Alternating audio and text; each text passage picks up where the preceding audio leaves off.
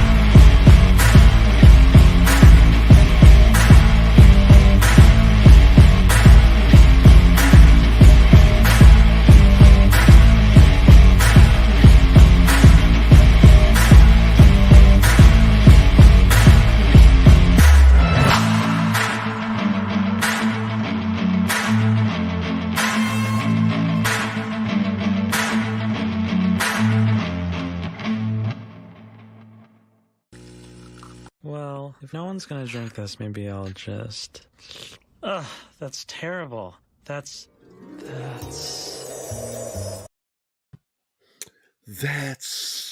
something else. It's Friday. Happy Friday, everybody. Hope it's been a good week, productive week. It's sure been busy here. I don't know how productive we are, but we're busy. Always doing something, always. So it's Fantastic Friday, where we talk about TV shows, and like the little banner says, we watch the shows so you don't have to, but really you still should, because some of these shows are really good. And we're not going to get into it today, but we're done talking about Mandalorian. We are. I don't care how good the rest of the season is. I'm very disappointed with what they've done. I would like to say. I don't want to get to it. What? 2 or 3 things. I would like to say 2 or 3 things. 2 or 3 things? All right. Yeah. One. Oh. I wrote about it yesterday on Twitter, but the thing in that scene, seeing the Paz Vizsla, the character who we all know is Jon Favreau, being killed by the Favreau. He retired it and allowed the physical actor to take over doing the voice. Yeah, but yeah. Dude, there's even an action figure of Paz Vizsla with the head of Jon Favreau, a special edition, and yeah, I saw it this weekend, and they make his death. He make him die at the hands of the guards that's going to be Snoke's guards, the red-clad bozos. So. That's a signal. That's a symbol. That's Kennedy saying to the world, "I ousted Jon Favreau." And look, I know some people are reading into it that way. We have no proof of that, but it seems pretty much so. I don't know. All I know is that look, if you know Jon Favreau and his writing. Look, it's a very simple thing. The more you read somebody, the more you get a flavor of how they write. And Jon Favreau has a very specific way of writing. And several episodes this season did not feel any relation to how he writes.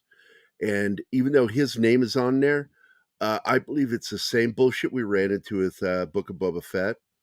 I don't think it was him. I think he did the initial run through, and then it was sent to the Star Wars writers group to tweak it the way they do, making it woke. And a lot of people are like, couldn't understand how that episode with Jack Black and what's her name? Lizzie, whatever her fucking name is. Lizzo. God, was woke. And I'm like, are you kidding me? Look at them. That is visual wokeness. The way they presented those characters. They were badly written. They're really terrible characters. They were like something from a really badly produced Alice in Wonderland kind of production thing. It was like, how does that work in Star Wars? Some of the dialogues were painful to sit through. We had to skip. Oh, I don't even want to get into it. But you had two other things, because that was one. Yeah, the writing is getting worse and worse. That's what I'm Everybody, talking about. It's clearly not Jon Favreau writing. yeah, You know when he's written, because like this latest episode, what happened, despite what happened with him, I don't want to give anything away. That felt like Jon Favreau. His writing. He has a very specific way of writing, and so clearly that this latest episode felt more like him.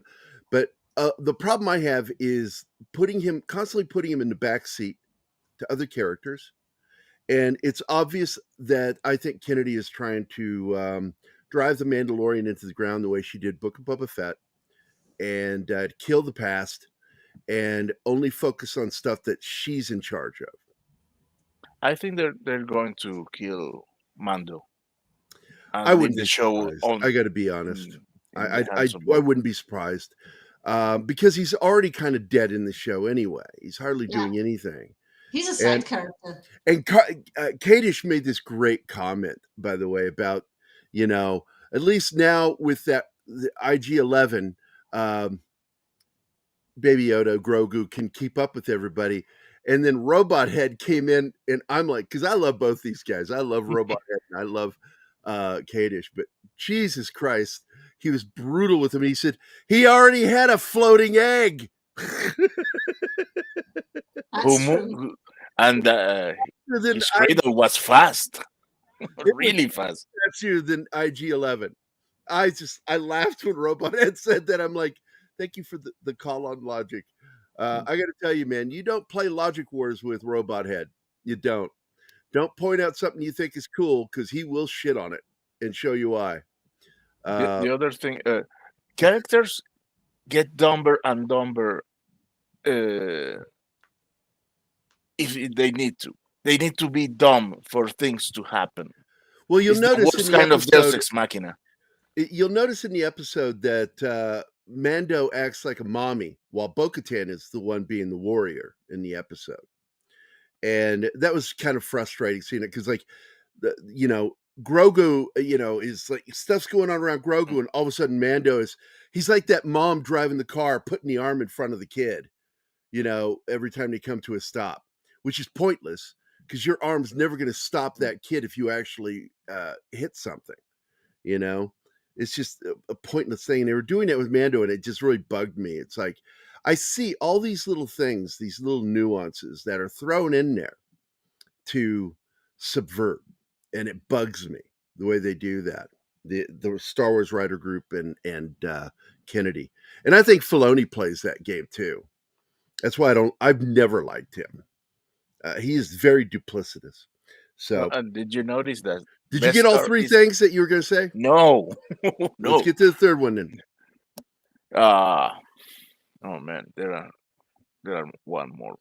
Time, come on, man. Okay. I'm gonna mix two. The best card is effective depending to who is shooting at it and what they're shooting at it.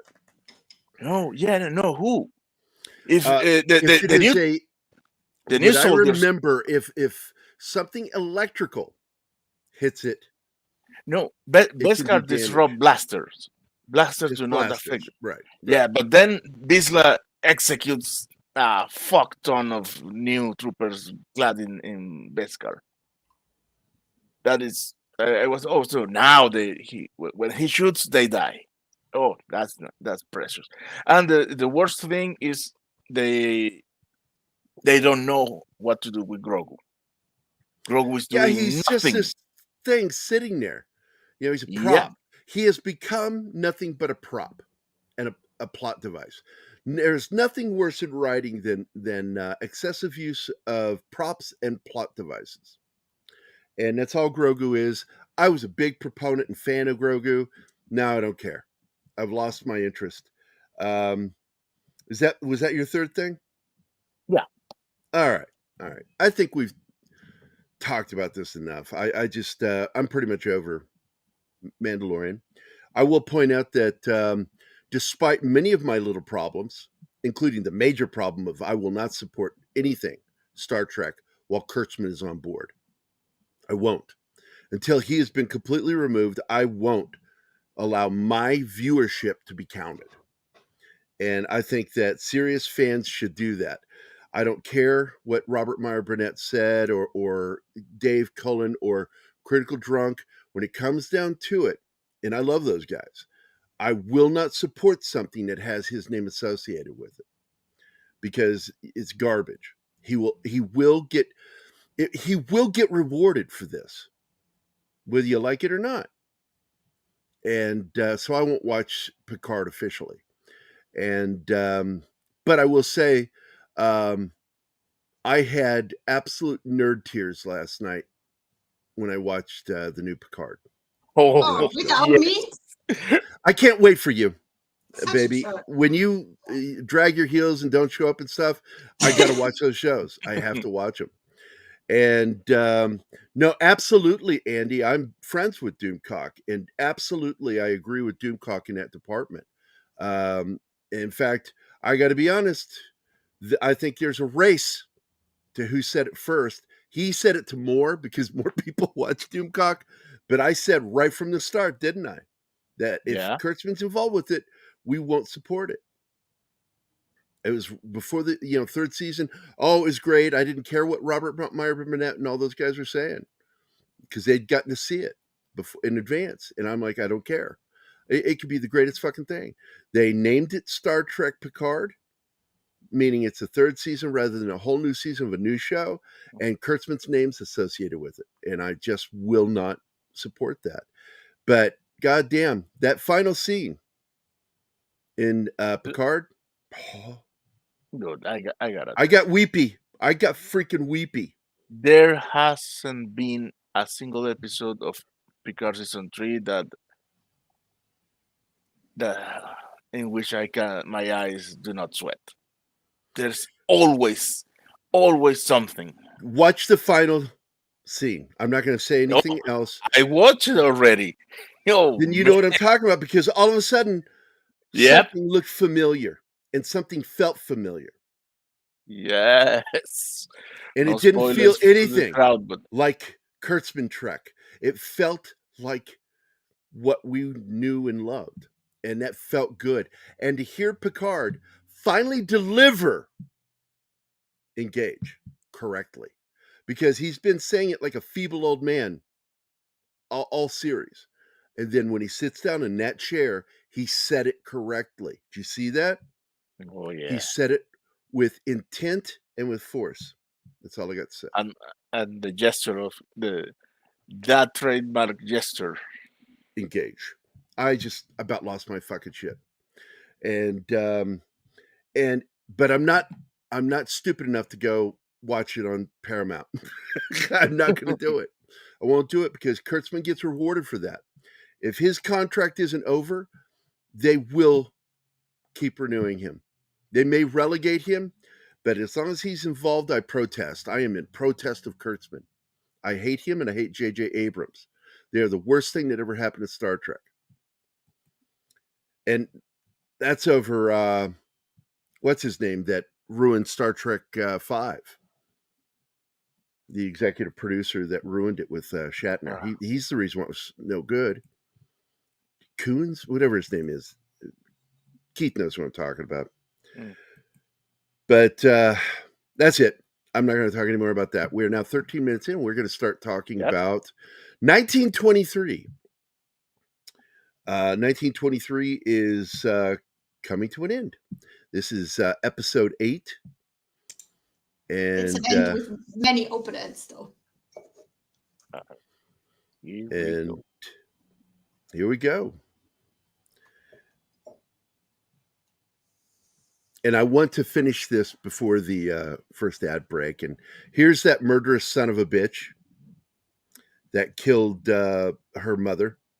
Yeah, that's the marshal. Yep. And the school is now sending the marshal after her. And he's acting like a cop here, asking questions. But clearly, I don't think he has a problem with murdering American Indians. Yeah, because there's 2 empty beds. Because the Tyrannus friend was beaten to death. Because she escaped. The priest tries to make excuses, like they don't thrive in captivity, so enough children die to warrant a graveyard. And you see all the crosses, and the terrible stuff is going on at that school. Yeah, I remember that moment when we thought he was going to be a good guy, and then it's like, oh no, he's a really bad guy. He just doesn't care about anything. Damn. Yeah, you see all the dead priests and the dead shepherd just lying around there, which I think is a bit unrealistic because it's like half a day since the events, at least. So animals would have gotten to them, I believe. You're muted, Gerry. Well, probably not. I grew up in the wilderness, and animals only come when they don't feel threatened. Yeah, and she's still moving around. There was a lot of gunfire, so it's a likelihood they might be sniffing around the edges. But again, what's that got to do with telling the story? Nothing. It's got Just nothing to do with it, and so it's like I'm not worried about that because that would interfere with telling the story.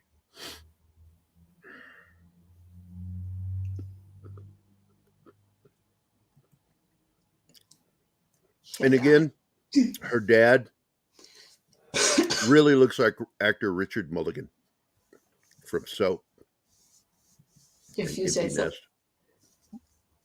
You can skip past this, buddy.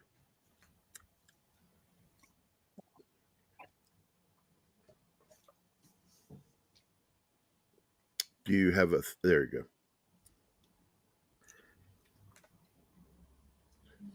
So what's going on here? Well, it's November and winter's come early and they need feed. They run in problems. Also, and this is your favorite theme. Where's the hitching post? Had to remove it for parking space. Where he makes a new parking space because that's the beginning of the trial. Yeah, he's at the courthouse. And this is where the sheep herder publicly makes a mistake here, legally, even though I don't know if there will be comeuppance for it. He threatens, Harrison Ford's character. Yeah, even though he's ordered not to talk by his lawyer because his lawyer gets him out without bail. Well, the judge would have found him in contempt. And I thought that was kind of weird because he said that in the courtroom. Doesn't matter if it was adjourned. He would have been found in contempt because he's still inside the courtroom when it happens and the judge is still in there.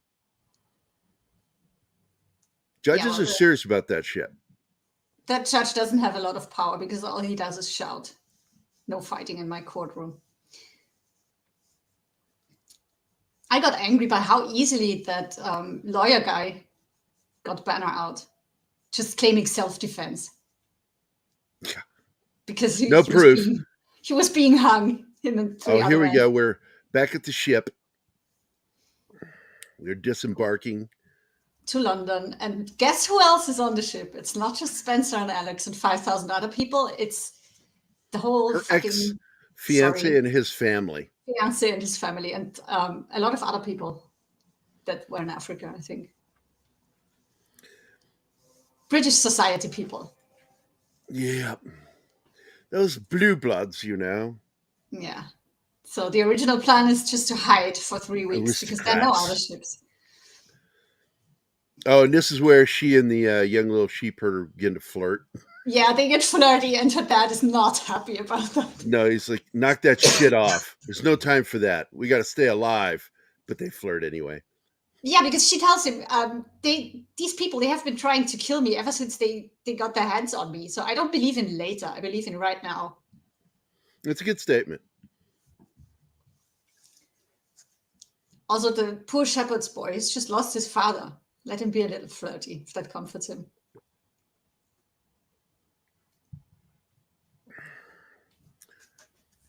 Yeah, I like this kid. He's a good actor. Yeah, well, it's a quiet role, though. But I like the chemistry they're having. Because he asks her, is your dad going to beat me up? And she says, maybe. Oh, the dad? Yeah. Do you think he'll beat me up? Maybe. Yeah, and the guy goes, I've taken many beatings. What's one more? They're making it count. And I like that. They're making something good out of a horrible situation.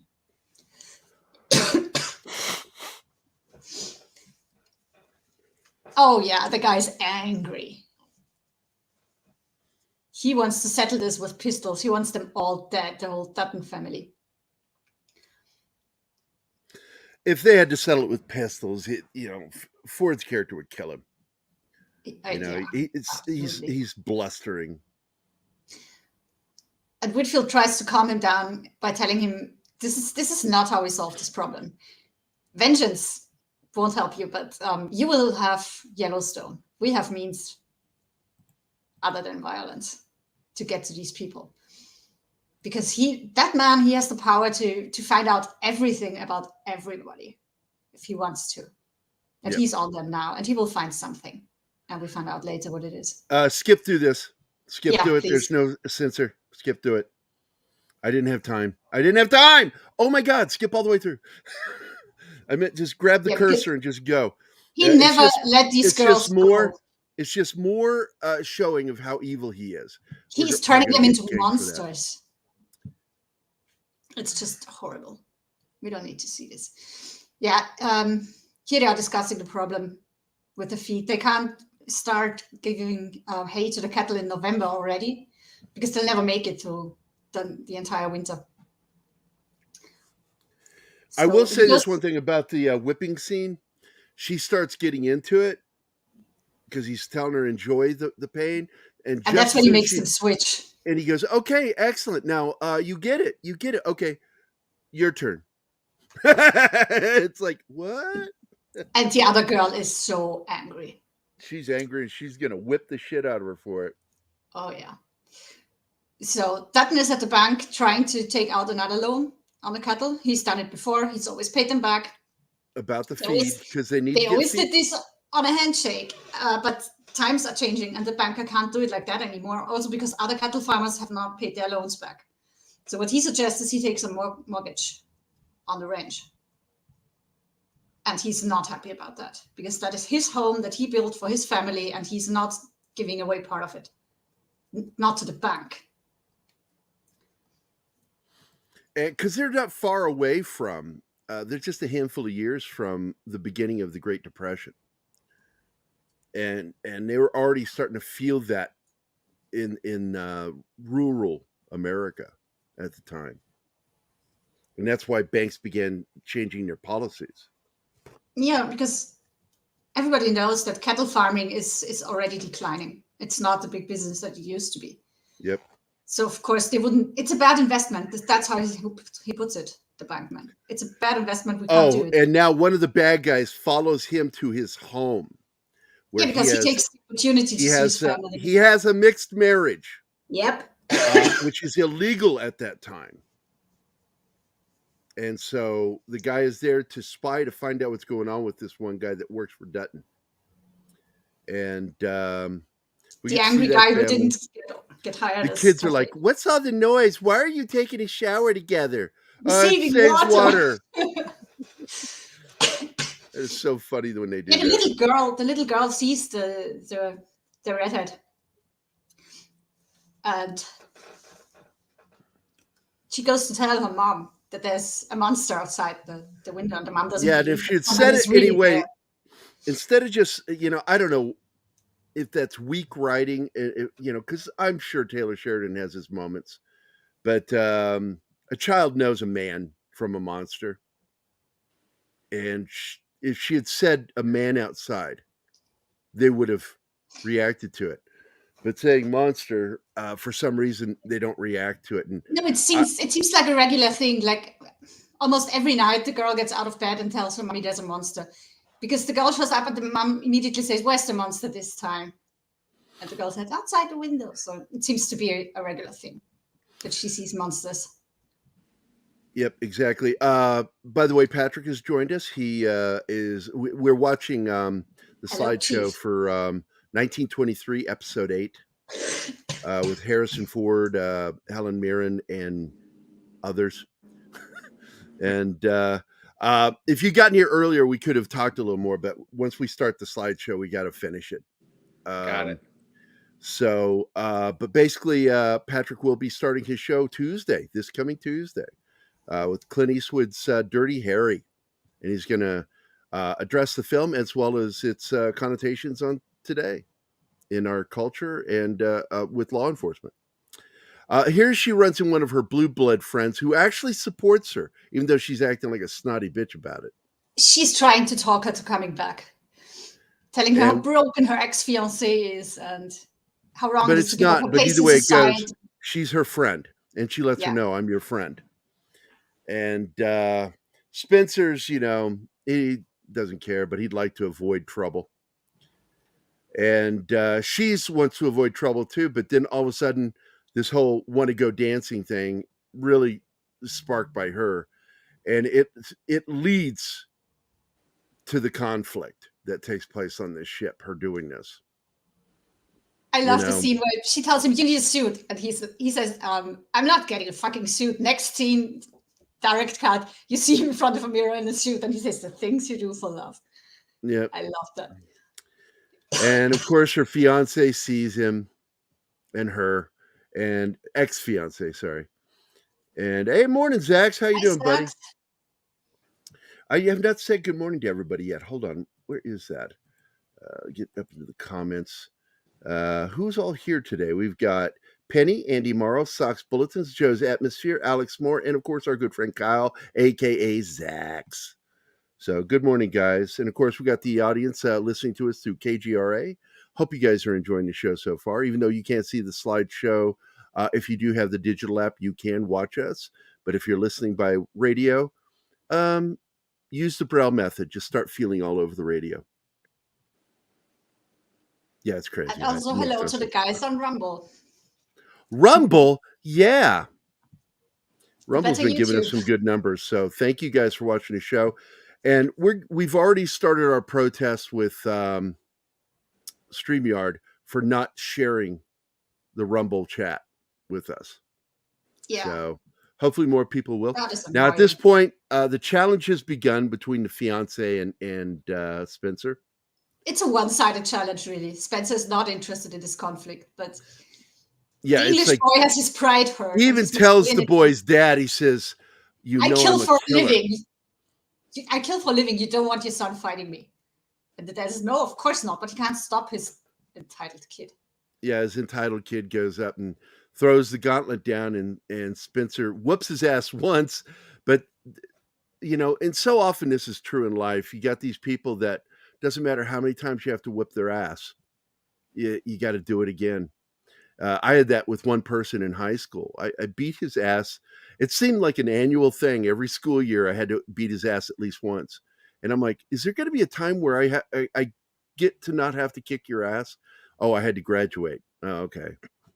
Because some people are just stupid. It is stupid to challenge him like that, because it's obvious that the boy has no chance against Spencer. Yeah, it's like he's a peacock and he's throwing up his feathers, and nobody's telling him, dude, that is a predator animal and you're a bird. Well, his father tries, but not very successfully. And so this deck scene happens. And the problem with this deck scene, as you're about to find out, is Spencer kicks his ass and the kid doesn't like it, grabs a gun to shoot him. Spencer throws him overboard, killing him. It's the only thing. If the fall doesn't kill him, he ain't going to last out in that water. That's the Atlantic. Yeah. So yeah, he's boned. And everybody pretty much keeps their mouths shut to let Spencer get in trouble. But her best friend steps up and says what she is saying is true. She begs her to step up, yeah, and she does, thank God. But still. But they are a royal ship and have to obey the aristocracy of Britain. You're right, John Staines. I'm bad. I'm terrible. Yeah, she's an. I tell you, man, I don't know why I'm in love with her. She is filthy. She's got the dirtiest mouth that I've ever heard. That's what's attracting you. You mean? So shut the F up. Shut the F up. And now we're back to the ranch, and what's her name is having issues because she's like, what am I going to do? I don't know how to do things. So she's going to learn how to bake a cake. This is the cake scene, or is this a different one? No, that was last episode. Last episode. What's going on here then? Huh. Oh, did she lose the baby? Not yet. Oh, okay. I think that's towards the end of the episode.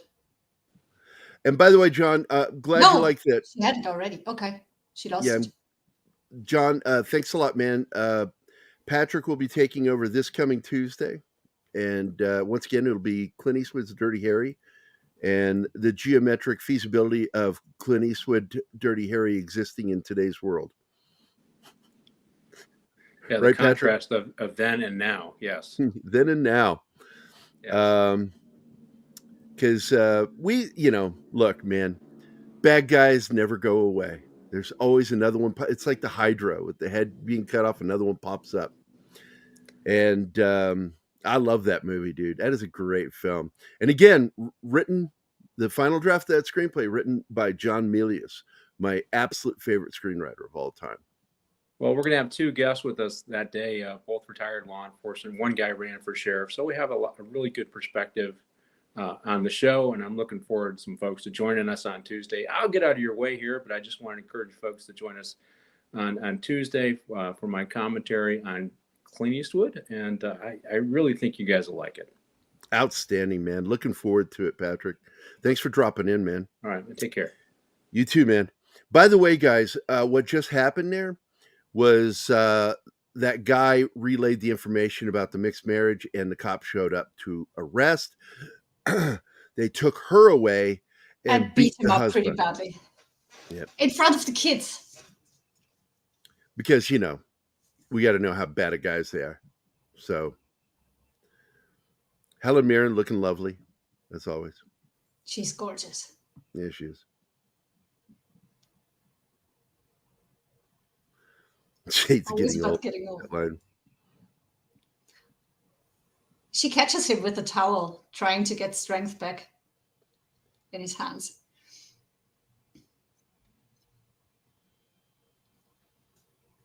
Oh, man. It's Whitfield. Because he found something out about Dutton. It's evil James Bond. Yeah. Because while he owns the house and the land, without having any loans on it, he's late on paying taxes. Yep. So if he doesn't pay off that note, Timothy Dalton's character owns the land. He's even more evil because he paid the taxes for Dutton, so he has that over. Just for that reason. Yeah. So he holds that note and he can call on that note because this is before some of the security acts were made. And people could call on notes early if they wanted to. They didn't have to wait to the maturation. Look at me using weird words like maturation. Yeah. You just like confusing me. It's the word mature and the active verb of maturing, maturation. So, yeah, he's threatening him here, letting him know, I own you now. You better play right or I'm going to take it away from you, everything. And this is just more proof that Timothy Dalton's character is going to have to die. At some point, yes, I hope he dies in season 2. The question is, will be Harrison or Helen the one who chose him? I got to tell you, I'd be satisfied with either one. I would enjoy it if Banner would turn on him and kill him.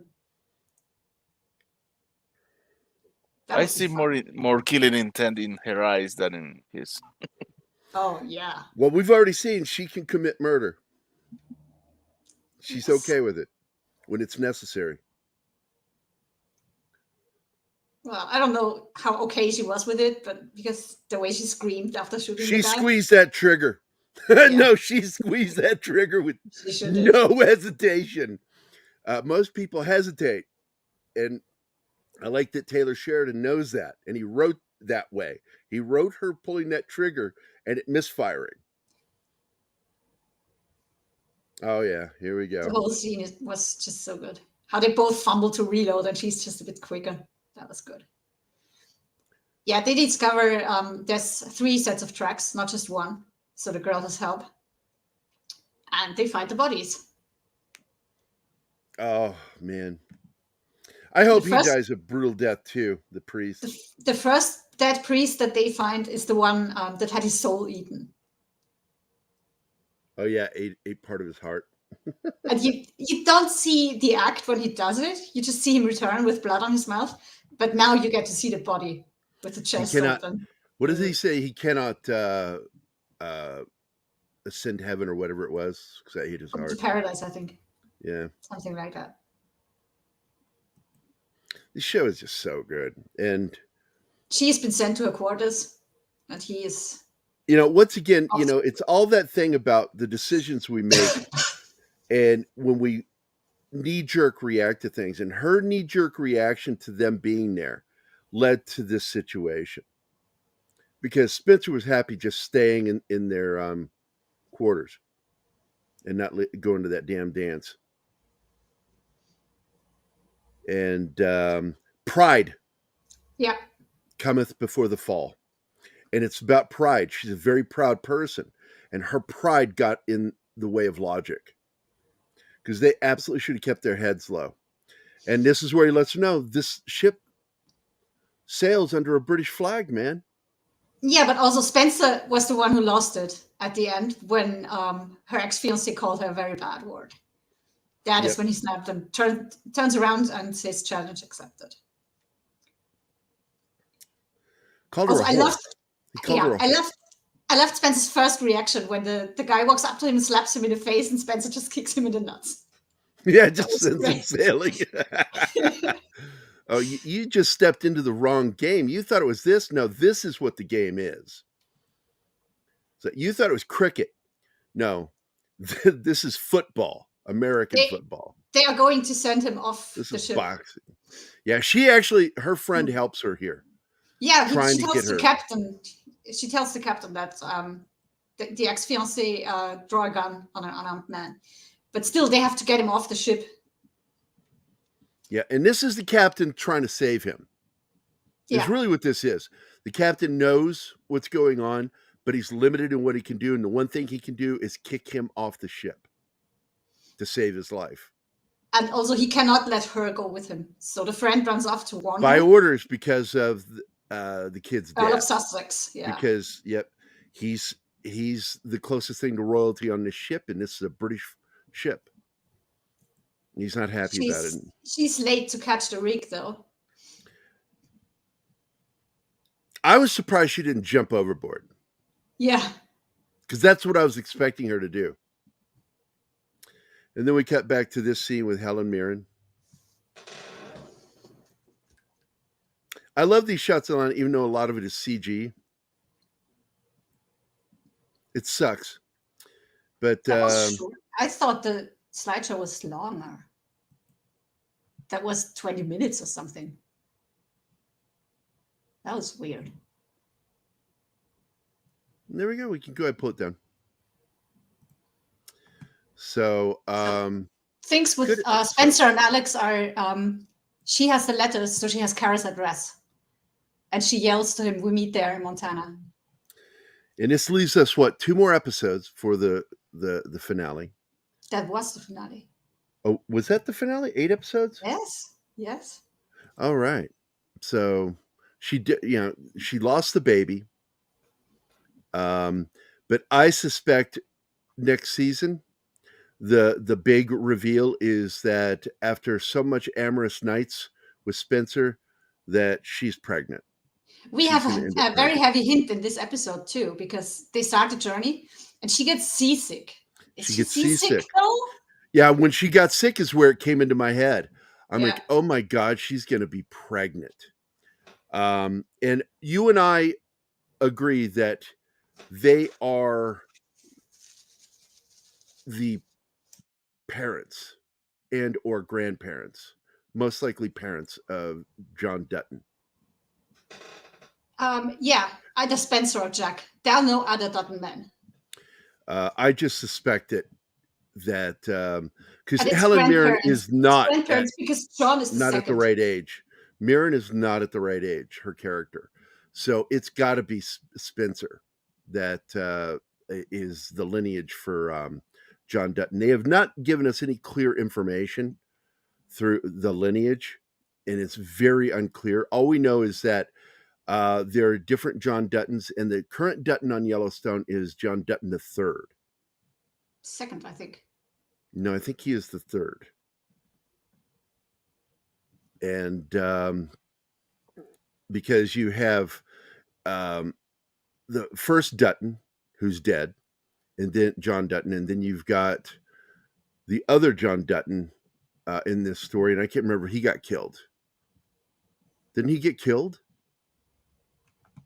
Yeah, I think. And that would put him as the third John Dutton in the family. Yeah.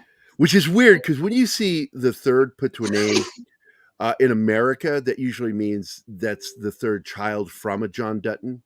But that's not necessarily, they're doing it more like royalty here, which follows that when you take on a name, you become the third iteration of that name in the family. And I kind of like that, because the Duttons in this story are kind of royalty in a way. Biggest landowners in Montana. No, John's not here because he had to go back to Kansas City. And he was not going to be available. He's going to try to be back in time for TGIF this afternoon. So, yeah, it sucks not having Das Wolfen here. Das Wolfen, yeah. But he is not here with us. But he's always here in spirit. Yeah. He ate a hamburger yesterday, and it made him sick because of his surgery. And I don't think he was feeling all that great. And I think that also led to it today, too, because I was worried about it when he said that last night, because he told me that he was sick from that hamburger. But no, he didn't take the day off. He just took the morning off to go deal with something, and then he'll be back, hopefully, this afternoon, if he gets back in time. By the way, he has been eating since his surgery, since before his surgery. That probably just was too greasy for his stomach. That's really the likelihood of it. He's been off that kind of food for so long now. His stomach just can't take it anymore. Well, another friend of ours piped up who had the same surgery said that it could also be that he ate the whole hamburger. Not just the grease from the burger, but that he ate the whole burger, because he said it took me a while before I was able to eat a whole hamburger again after I had the surgery. So that could be it too. All I know is I hope he's feeling better today, because I hate it when you get sick to your stomach and it's a pain sick. It's not just feeling nauseous; it's the physical aspect of it with him, because I know it causes discomfort, physical discomfort. Yes, he is. He is the bomb, John. You are right. Mm-hmm. Yes, there you go. Start eating sliders or White Castle. Now, that's the way to eat a whole hamburger and not have to worry about it. Although I got to tell you, my problem with the White Castle is a lot of bread, very little meat.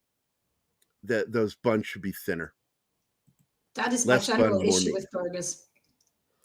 Too much bread. Too much carbs. Yeah, way too much bread.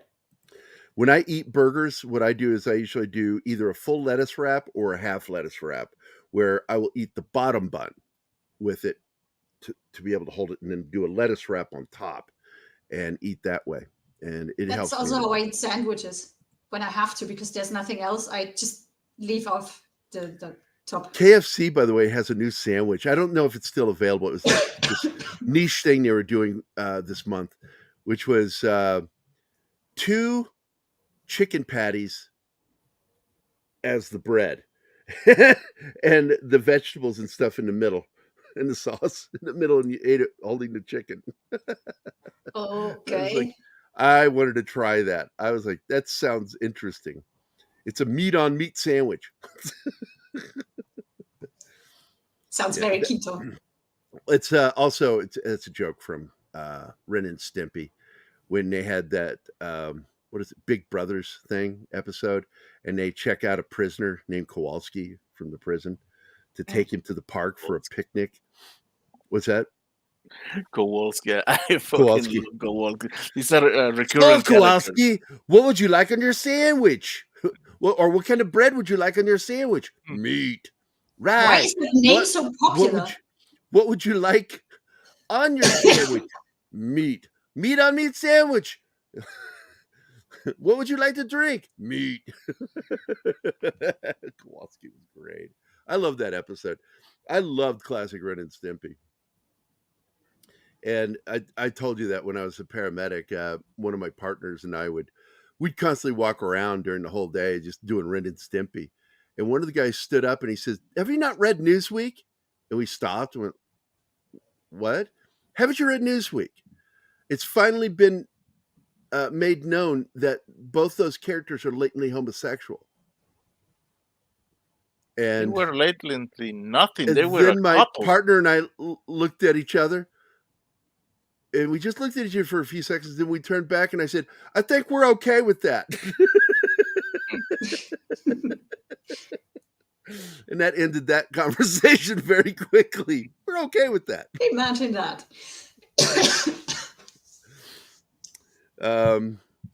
God, I remember those faces. I like thinking about that. I have these great memories of all these people I've known.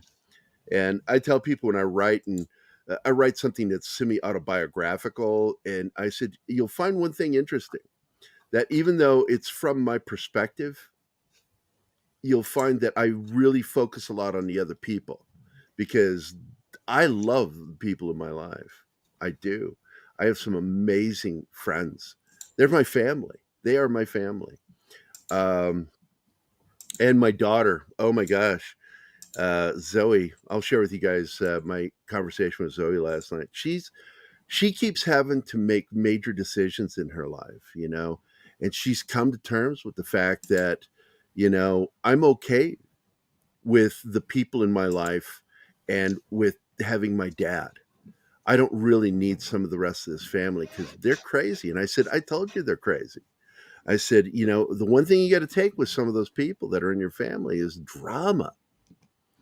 And you have to have an amazing amount of patience with family when they're drama freaks, constantly creating situations.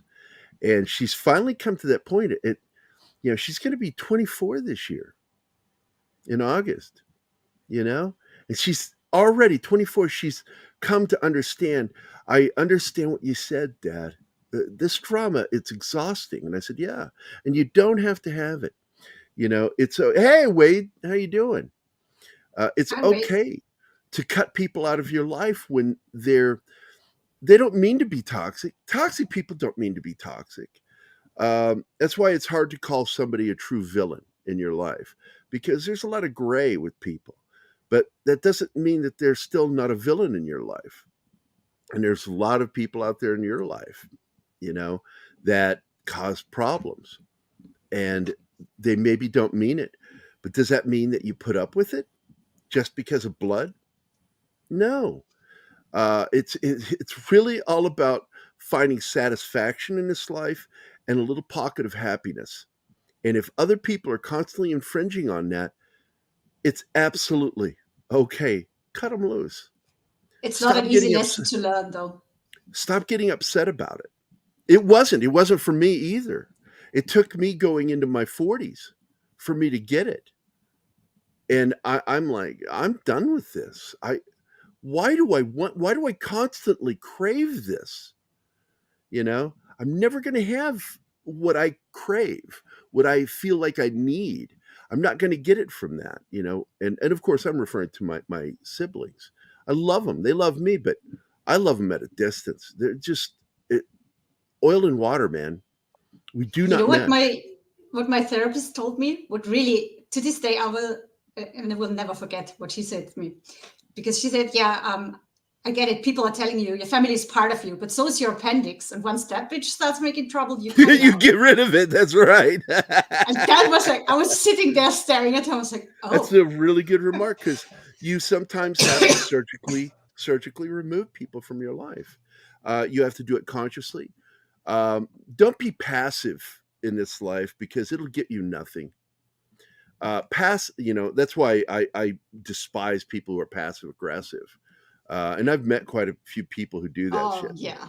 It gets you nothing in this life. It'll cause you nothing but problems down the line. You may not be facing it immediately, but it's going to come back. Karma is a motherfucker. And the karmic payback plan happens. It really does exist. Shit comes back on you sevenfold. My dad once told me, he says, you know what? When I look back at my childhood, the only times I got hurt was when I was doing something malicious. The times I got hurt, seriously hurt, was when I was doing something malicious, intending to hurt somebody else, and then I got hurt. And I went, karma. That's good. It's good. Because it sucks when you do something really shitty, and then you're like having the life of Riley, and you're like, boy, when is the payback going to come on this one? It's going to suck when it happens. Hope you're well. I was just checking. I tagged you in a tweet. Oh, cool, Wade. I turn off social media during the show because it's too distracting, especially with Andy Morrow. I'm like sitting there and all I hear is, uh-oh, uh-oh, uh-oh. And I'm like, I got to like turn on. I had to close Facebook because I'm trying to work. I love you. The only Andy, ones who just dude. cannot turn their phones off during the show are Chris Parano and Don Ecker. And Yeah. I put them in detention every time. Yeah, I've always said I try to put my phone on hum mode, but I'll even have to turn it off because when the phone's sitting on the desktop, it vibrates you can loudly. hear it. You can hear it, and it drives me crazy. Little Pocket of Happiness would be great advice. Show with all the hosts. Well, when I started this show, I was talking about stuff like that. I really wanted to get away from entertainment and talk about personal stuff. Talk about life, talk about memories, talk about experiences. And but it always ends up back at entertainment in some way or another because On Star Trek. I'm a cinephile, a true cinephile, and I think movies. The TV show Dream On, I felt like someone had gotten into my head to write the scripts to that show because his response to everybody was a clip from a movie or a TV show. You would see somebody say something to the main character, and the response would be a clip from the show or movie of that character in a movie or show saying what needed to be said to that person in his head. It was happening in his head. And we have a I always bridge. loved that. Distraction backdoor. That's what you are, Wade.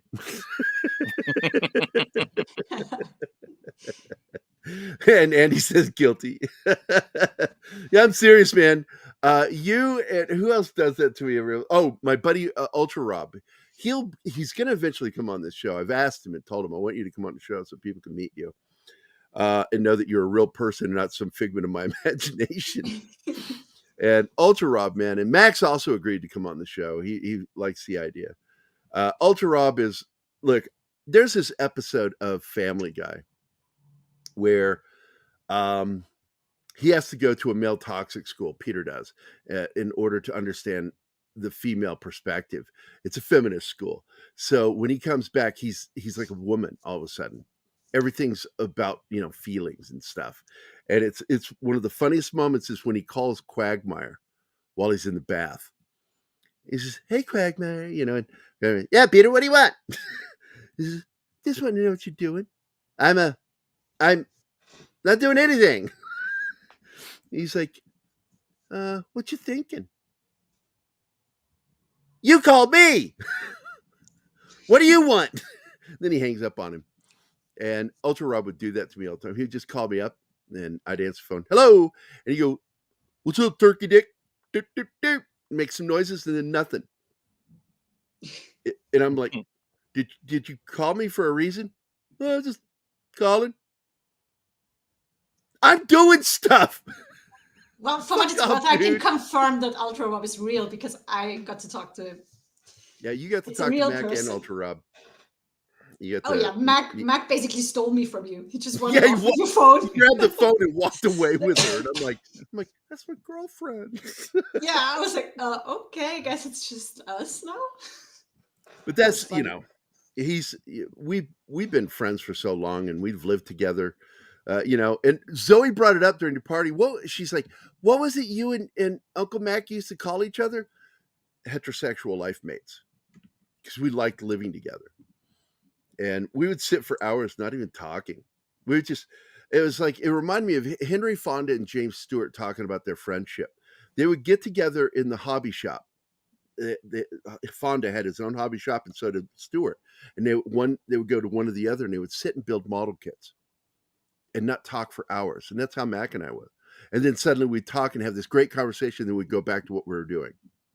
And I like that, because I like to just and then just shut the hell up and go do what it is I want to do. I love my friends, Wade. I'm telling you, man. And they know I love them. And I tell them too. I'm a notorious kisser with my friends. I will kiss them right on the cheek or forehead. I'll hug them and give them a big old smack, because I adore them. I adore my friends. I'm so blessed to have them in my life. And getting to spend last week, a couple of days with my friends last week was just something. I really needed that, because they are amazing to hang out with. But we are coming up on the first break. So what are we, 1 minute? Yeah. I think, 1 minute. So before we go into the break, I want to point out again that this show is brought to you by the letter Q. No, it is brought to you by the amazing and delicious. Can you pull the banner down or something? Thank you. Fuel Up. And if you want to try out some Fuel Up, because I highly recommend it, just simply go here to morning. It's fuelupgg.gg morning coffee Gerry. Or as some people say, Gerry. It's Gerry. It's Gerry. It's Gerry. Well, to me, it's Gerry. So Gerry. And this show is also brought to you by OCD people preparing to eat Cheetos. And yes, it's something I've actually done. And Anima's actually seen me eat Cheetos that if I don't have gloves, I eat only with 2 fingers, because it grosses me out, and I keep wipes by me at all times because I cannot stand having anything on my fingers. It's a form of OCD. It's really weird. I cannot stand to have grease or oil on my hands, or powders. Anything that's tactily odd feeling to me, I can't stand having it on my hand. I have to immediately wash my hands. Drove my dad crazy when I was a kid. He'd be Grease or working oil on the hands sucks. well, and he'd be with working that, on a car, and he'd hand me something, and then I just disappeared. But yep, let's head out to the commercial break. Bill, take us away. Hi guys, this is Gerry from Pop Culture Minefield here on KGRA, and we're leaving for our first break. I hope we survive. Did you know 75% of Americans are chronically dehydrated? If you struggle with focus, run low on energy, or when it's time to finally sleep, you simply can't, this can all be linked to dehydration, and Fuel Up has the answer. Our proprietary formula contains the finest cellular hydration with the strongest immune-enhancing natural ingredients. The Fuel Up system is made up of 3 different incredibly tasting varieties. Wake kickstarts your day with a jolt of caffeine. Play boosts focus while hydrating your cells. Rest not only helps you relax, but also rejuvenates your cells while you sleep. Here's what our clients have to say. I really don't miss my coffee, and you can tell the difference. So I'm going to take it for the energy. I'm going to take it for the play. I'm going to take it, all day. And it works. That's the thing. It works. We love it. Take the Fuel Up Challenge now, where we offer a Feel the Difference money-back guarantee. Fuel Up for life.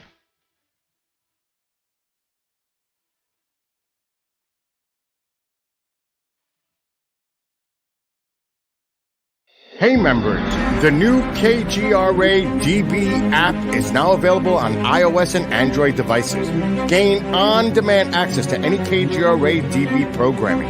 Download any show directly to your mobile device to listen or watch on the go. Go to the App Store and search KGRA DB. Oh wow, we survived. Welcome back to the commercial break. Now for some more Pop Culture Minefield on KGRA. On KGRA. where did you get that guy? I picked him up at a Home Depot. Um, Yeah, I'd return him. With Mandalorian experts Gerry and Anima here, I have to ask if you've heard rumors about the upcoming sequel called Woman DeLorean. Sounds too much like Woman DeLorean. It's what it is now. It's Well, all look, about it is heading that way with her. Bo-Katan's getting her own show. And I love that idea. I love that character. I really do. I just don't like what they've done on this show with her. It turned Mandalorian season 3 in promoting Bo-Katan's. It's all it is. And he's taken a backseat to everybody. He and Grogu are both props, really. And it's sort of insulting. You know, so you can tell when Favreau's writing and when he's not writing. But I think he has just basically said, if I'm staying here, I have to accept the status quo, which is why he said what he said about, you know, everything leads to the sequels. And I told Coach that over on Echo Base. I said, people can wish in one hand and shit in the other. Disney still owns Star Wars. And until Disney doesn't own Star Wars, the sequel trilogy will hold. Period. And what I was hoping for, and I said this to a few people this morning, including our good friend Viking, I told him, hey, look, man, I was kind of hoping for that same sort of timeline that you got with MASH, because MASH was a series about the Korean War that lasted 3 times as long as the actual Korean War. But nobody seemed to care. Why? Because it was a good show. And that's what I was hoping would happen with Mandalorian, that John would create a show that would go on and on and on, and people would just kind of forget where it's supposed to be heading because it would never get there. It would never get there. And so therefore you could enjoy the interim. And because that's how you play with what they've done, is you just focus on an area where they're not at and don't be there. And then make Star Wars in that. But the problem with this show already is the backstory problem, which is that the rebellion is failed. And by doing so, they're saying Leia failed. Leia has failed. She has created a bureaucracy, which is what was going on before. That's how they were able to be taken over. Like our own government right now. They're trying to turn our country into a bureaucracy so that an authoritarian could really take over. I'm not saying communism, but I'm saying communism. And we've got to constantly pay attention. You know, people act like, oh, that'll never happen here. It's already come close a couple times. And once during the Great Depression, right after the Depression. Close. That's what led to the HUAC, the House on Un-American Activities Committee. Did you see John's question, Gerry? Which one?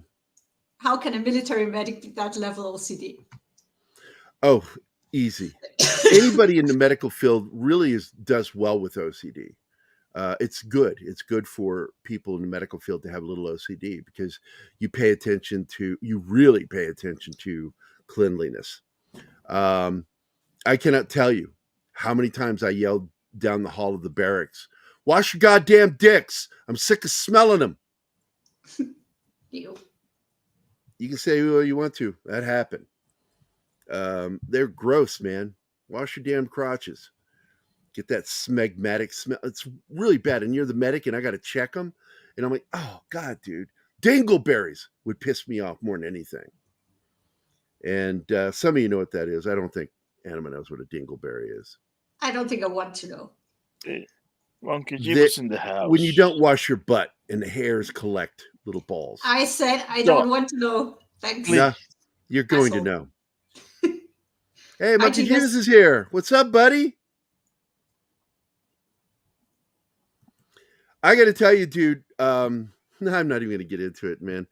There are smells we get in that barracks, man, and I pulled guys' shit out of their foot lockers, trashing their bed.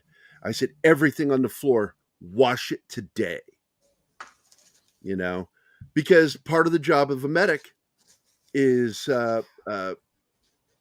cleanliness of the team. we have to make sure everybody's taking care of themselves by cleaning themselves, because it can cause all kinds of problems. We were told all about this stuff, in our first training as medics is, trench foot. It's called trench foot for a reason, because guys just leave their boots on and don't take care of their feet. And you got to take care of them constantly. And that's one of the areas where battle buddies really play a big thing. Battle boos. Battle boos' jobs are to make sure that their buddy is following procedure and cleanliness. So they check their, one thing I tell them: check your buddy's feet. Check behind his ears, check them. Because if your buddy gets sick, you get blamed with him. A lot of people don't know that, and I've explained it before, that there is a buddy system in the military that is like nothing you've ever seen. There's no such thing as a passenger in vehicles in the military. No such thing. You are either assistant driver 1, assistant driver 2, assistant driver 3, assistant driver 4, or your cargo. No such thing as a passenger. You will, if the driver gets in trouble, every assistant driver with him in that vehicle gets in trouble with him. Clever system. It keeps people in check. Yeah. And I love that about the it's I don't know, man. That's why I always tell people in the military, we were taught there's no such thing as an individual in the military. And if you get called an individual, you are in trouble. When you hear, and I've heard it said, senior NCOs yelling out, "Oh, you're an individual." That dude's getting ready to be smoked. Gerry just described a few of my ex's assistant drivers of cargo. I would always be cargo because I don't drive. So I would not get in trouble. Absolutely, John. My job in the military was to make sure that people were clean, taking care of themselves, and staying hydrated. Because, look, combat medics are trained to deal with field surgery, all sorts of stuff. And I've had to deal with some stuff that I just don't even like talking about. But when it comes down to it, taking care of your men, you can't allow a little dick smell to bug you. And that included later vag smell, because we had a lot of females in our unit when I joined the ambulance unit. Even though I was not the only medic, we were all medics. I was senior medic with a lot of the guys. I was the one in charge. You could say squad leader, but I wasn't a squad leader. I was senior medic. And when I drove my ambulance, I was ambulance commander. The commander is just a position. It means I'm in charge of the vehicle and everybody inside. And my job was to take care of them. I screwed up one time. I took us, we're on TDY, and we were in Riyadh, and I had to hit a road that had been mortared out. And I could have avoided some of the mortar holes and damage, but I chose to hit it. And I went over the intercom system, because we have tanker helmets on. And I said, "This is your pilot, or your captain speaking. We are about to experience some turbulence." And I intentionally did it, thinking everybody had time to buckle up. And one guy in the back hadn't buckled up, and he got thrown so much he got a 2-inch laceration on the top of his scalp. Oh boy! And it took me a long time to admit that I was just fucking around, because I was like, I could get in trouble for that one. You never got in trouble for anything you did. No, not really. I mean, when we did that one thing where during basic training, during boot, we sent some of the guys. I was too big. I couldn't fit through the slanted windows. You slant the windows. We had to pick the smallest guys in the platoon to take duffel bags, and I showed them how to lower themselves out the windows with rope, and we were up there holding the ropes as they went out the windows with the big laundry bags. And they ran over about 50 yards to the concession stands for the permanent party because our barracks faced Permanent Party right across the street. And they had this little breezeway, and there were machines in that breezeway at Fort Leonard Wood. And they went over with those bags with all our money and just started putting money in and just pushing buttons and getting stuff. And they were loading it up into the bags. And then all of a sudden, a floodlight from an MP vehicle hit them. And then another one. And it was like a blink and a blink. It was that fast. And they were like cockroaches. They dropped everything, just went boom. Our guys just disappeared into the darkness. They all got caught. And by them getting caught, we got caught. And our commanding officer, he called us in. It was really funny. As much trouble as we probably should have been in, he's like, let me understand this. You performed a military operation to recon snacks and drinks. And I went, that's exactly what we did. It was a military operation. We worked as a team in a unit. And he says, I cannot punish you for that. I can't do it. And he let us go.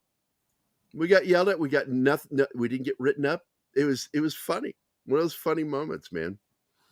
I've done a lot of things that could have got me in serious trouble. But like left-hand salutes, I did that all the time to reserve officers. You could always tell them because their lapels on their duty uniform were all wrinkled and their hats were all dented in, and they would sometimes have the hat back too far instead of down low, because this is where the hat should be, 2 fingers. The bill of your hat should touch the tip of that second finger off the bridge of your nose. And that's how you wear your hats. The photos of me, you can't even see my eyes in the Army because my hat was down so low because I was wearing it properly. And those of us that were not, reservists, National Guard behaved dudes, we did that little thing. And it's a little trick that we learned, is that to get that really sharp edge around your hat, you would sit and do this at night and just rotate your hat with your teeth like chipmunks. The saliva works like starch. Ew. You bite down on it and with your tongue and your teeth. And I don't give a shit. It fucking made our hats look awesome. Don't forget, in the military, a nickname for your dress hat was called a cunt cap. What? It's called a cunt cap because it was green or brown on the outside, but when you lift it off and open it up, it had that shape to it, and it was all red on the inside. And so it got the nickname cunt caps. That's your one breach for this show, for today. Yeah, that was it, Monkey. I hope it was worth it. I have counted 3 breaches. Yeah, me too. Today. So I guess we'll go ahead and do 3 videos. Wait, John and Jeebus. We'll get 3 videos here. Jeebus gets the one that he picked. Let me grab that one, because I like that one. I really do like that one. Here it is. Maybe we can get in through the back door. There we go. And let's see. For the other one, we will get, I mentioned Ren and Stimpy, so we'll go. What did I just tell you? Who's the pitcher? Who's the catcher? You're the pitcher and the catcher. You're the pitcher and the catcher. See? That's so weird. Thanks for holding on to him, Louise. That's weird. I left them right here by the back door. Oh, crap. I hope everybody's having a good Friday morning. We got a good show going on this afternoon. We're going to have the open with some geekosity, and I forget what the hell we're talking about in the afternoon. I have so much going on during the week. That's why Martine and John are supposed to be in charge of that, making sure we have a show for Fridays. Not a military guy, but I've read lots of war casualties where from illness and infection, starting with U.S. Civil War, same reason why thousands of deaths today are a result of hospital-acquired infection. It's such a problem, John. Hospital infections have a name, and that name is nosocomial infections. Nosocomial infections are infections acquired in a clinical setting. and hospitals were notorious for it. And one of the things they've done to battle that, because it almost killed my son, Benjamin, my oldest boy. He went in, he had a rare condition. It strikes 1 in a million kids. He had a condition called hemolytic uremic syndrome. I was laying on the bed back playing, he was sitting in my lap and I'm like, and I was bouncing his head on the pillow and then bringing him back, doing that with him. And then he's like, and he went slack. And I'm like, what the fuck just happened? I'm 19 years old and I've got this kid, go slack on me. And I was like, did I do something? I was afraid I hurt him. And I yelled for my then wife, Lori. I said, something's wrong with Benjamin. And I felt his diaper and it felt full. So I immediately thought, is he getting something going on with him? So I opened his diaper and there was blood in his diaper. And I'm like, oh my God, what is happening to my kid? So we took him to Mary Washington Hospital in Fredericksburg, Virginia, where they subsequently tried to kill our child with nosocomial infections. He got hepatitis and pneumonia while at Mary Washington. And on top of the hemolytic uremic syndrome, his kidneys were shutting down. So it was a miracle. And I've never prayed as much in my life because I don't give two shits about my life. I really don't. But I will pray for somebody else. I prayed for my boy. And we had to rush him to MCV, the Medical College of Virginia. He was Metaflight flown there. And just miracle upon miracles. The only doctor who specialized in that disease just happened that week to be lecturing at MCV. And he was there to treat my kid. And I don't know if it's power of faith or just damn good luck. All I know is that that was an amazing thing. And he saved my kid because I think otherwise Benjamin would have died. I don't think he would have survived. They didn't know what was going on with him. He's the one who actually officially diagnosed him because they didn't know what was wrong with my boy. It was one of those problem with rare diseases. Yeah. There's not enough research. This doctor was like House. He just walked in. He goes, oh, and by the way, again, he was Asian. He goes, oh, he has hemolytic uremic syndrome. And when he came in to talk to me, and I was like, oh, what is that? He says, it's a disease that hits only children, but it inflicts or infects only 1 out of 1 million children. It's very rare. And I'm like, and my kid's got this? And then on top of that, he had hepatitis. He had gotten that nosocomial infection and gotten pneumonia. Because people don't, nasty people don't wash their hands. And so one of the things that they've done to battle that in hospital settings now, and it's really had an impact on it, it has really decreased infection rate of nosocomial infections, is using HEPA filters in the air system and making certain that certain areas have their own air filtration system and air conditioning.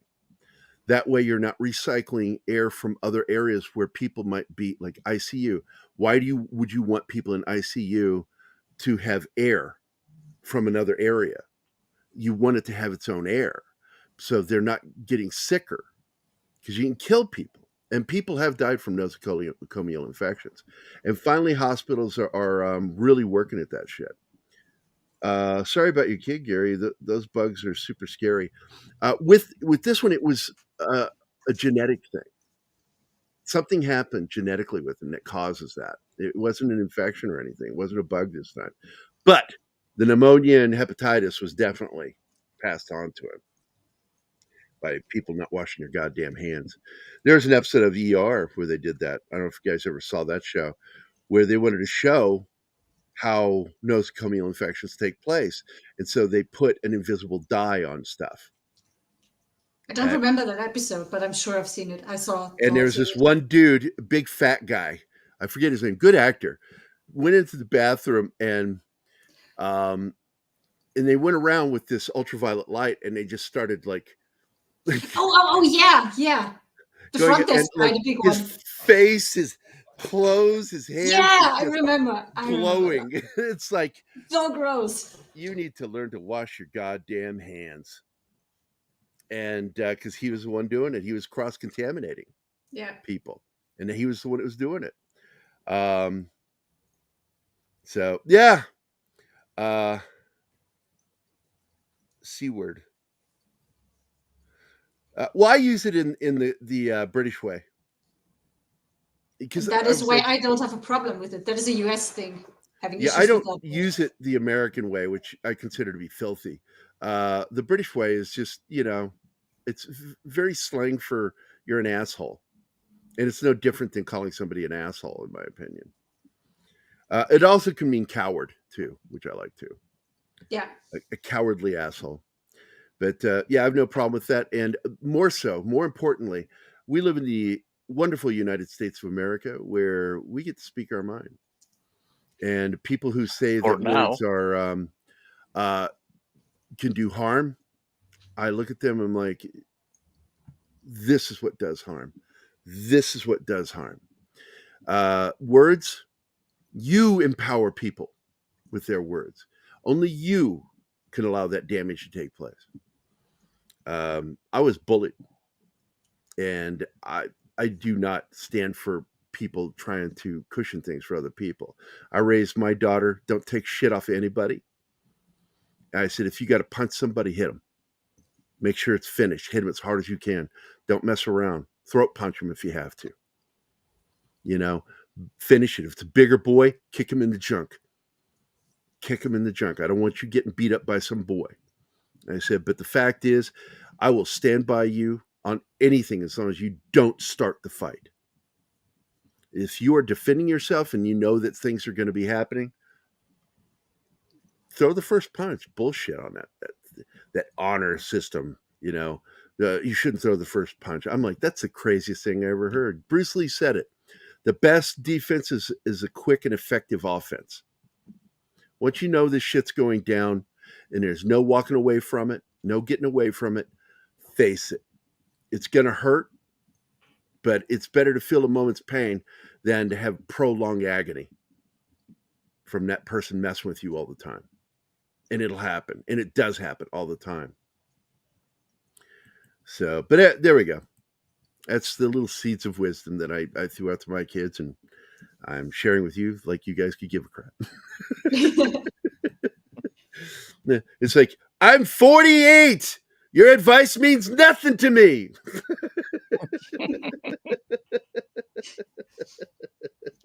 You dumb shit. There are always those people that, regardless of age, they need advice. And badly. Absolutely, John Osteen. I am before any political stance. Before I take any political stance, I have one single stance. I am a strict constitutionalist. That's not a political stance. People who try to say it's political are political because they don't like the Constitution. The Constitution is, look, the way our country works is this. We wanted to break up with England. It was a rough relationship. And we were kind of the woman in the relationship. And so we wrote England our Dear John letter. It was called the Declaration of Independence. I break with thee, I break with thee, I break with thee. And then I threw dog poop on their shows. That's what the Declaration of Independence was. It was our Dear John letter to England. And the Constitution is sort of our full divorce, telling how everything works and how we're going to be independent from them and how that works.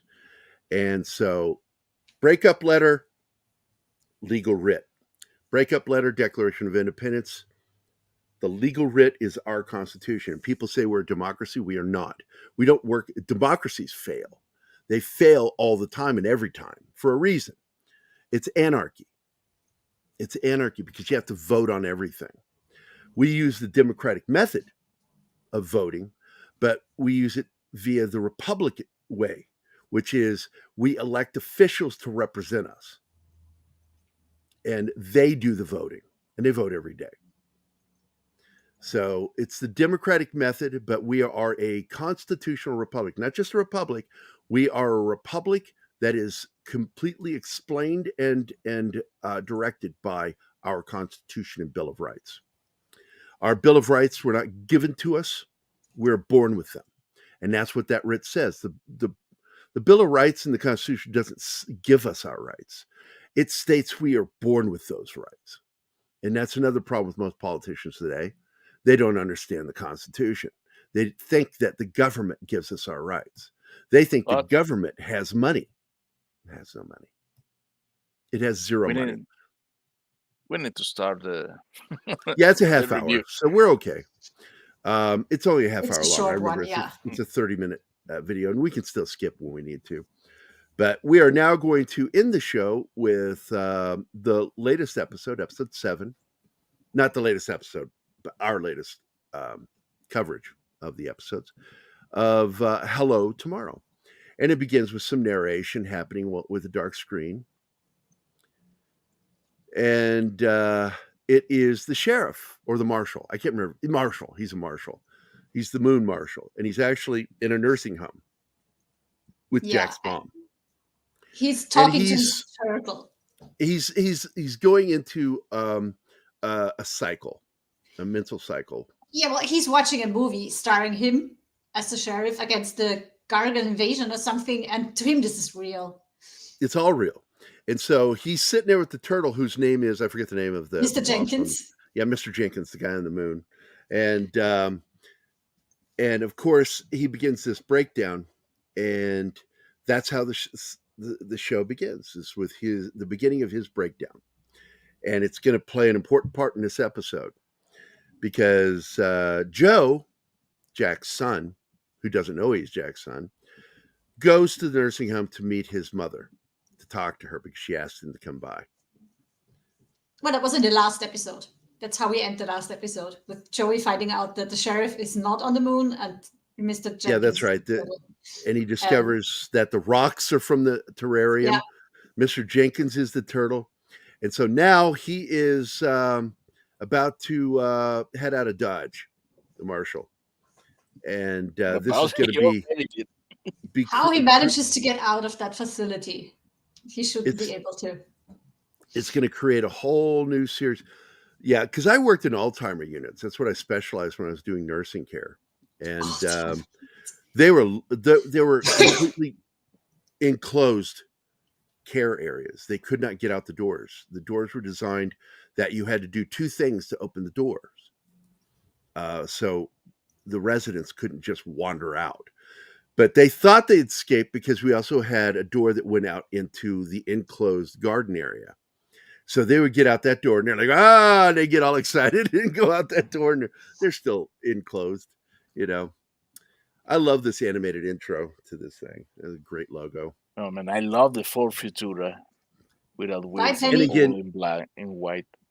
What's that? Oh, Penny's got to go. See you later, hopefully. Okay, see you.